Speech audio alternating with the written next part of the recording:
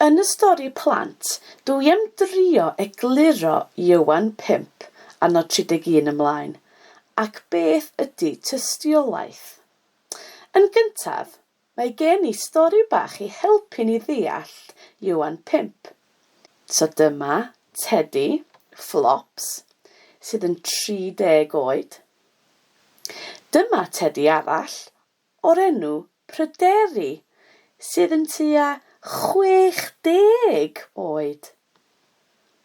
Ond dyma Teddy rili hen o'r enw Pwyll.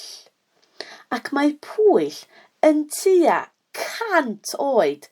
Go iawn, 100 oed, yn ofnadwy o hen. Ond, sut ydw i yn gwybod hyn? I wybod os ydy'r Teddy yma yn Pwyll ac yn 100 oed, rydym ni angen tystiolaeth.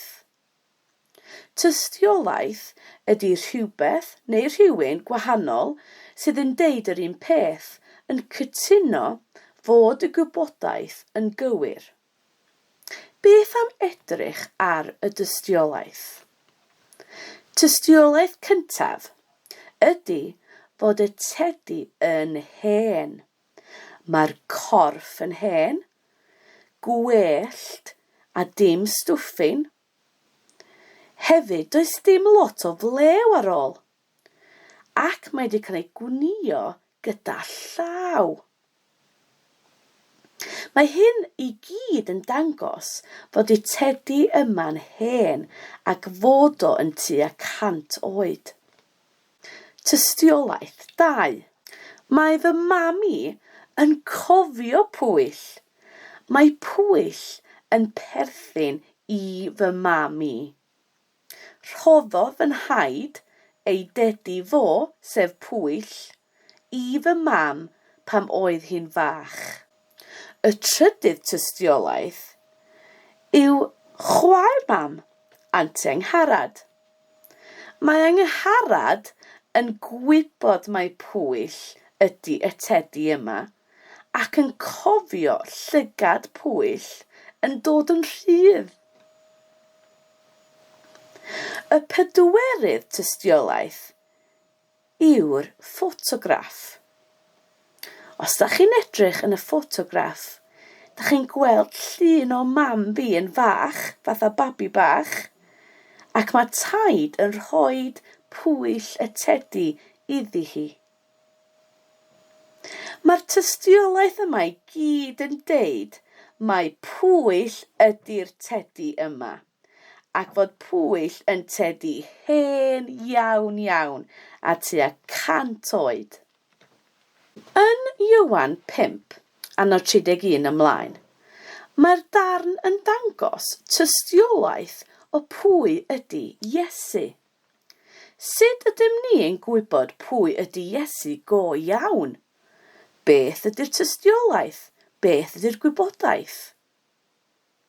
Felly, tystiolaeth 1 yw Iowan Fedyddiwr, proffwyd oedd y byw yn yr anialwch.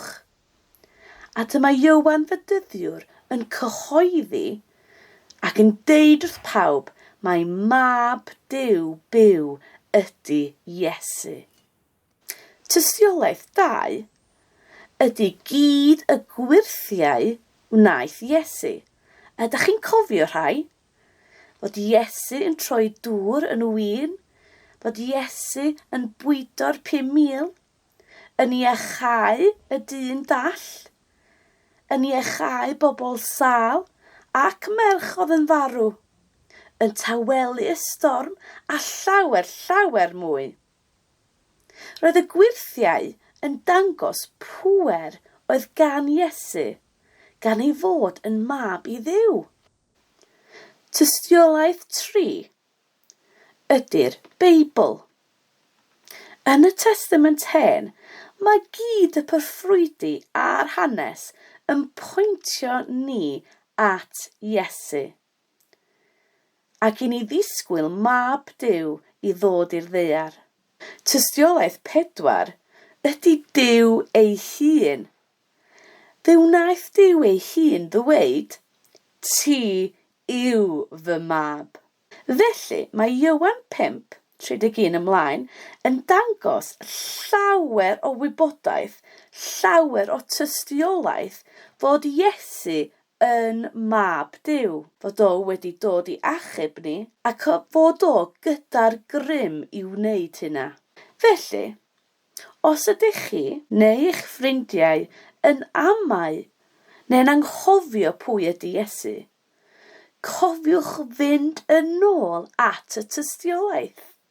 Mae llawer o bethau yn tystiolaeth fod Iesu yn mab Duw.